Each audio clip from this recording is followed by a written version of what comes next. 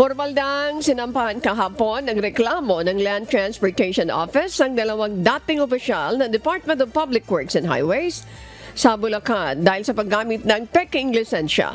Partikular, sina former DPWH Bulacan District Engineer Henry Alcantara, former Assistant District Engineer Bryce Hernandez, na mga miyembro ng tinaguriang BGC Boys o Bulacan Group of Contractors na umano'y sangkot sa mga anomalya sa flood control projects.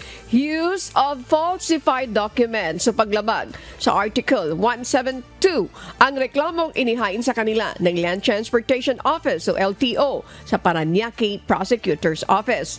Kung mapatutunayan ang kanilang paglabag, maaari silang makulong ng 6 na taon at magmulta ng nasa 1 milyong piso.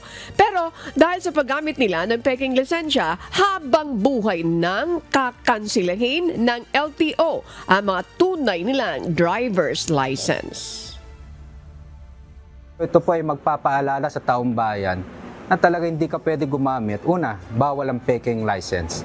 Yan po ay pampublikong dokumento. Mas lalong bawal gumamit ng peking license. At yan po ay isang krimen.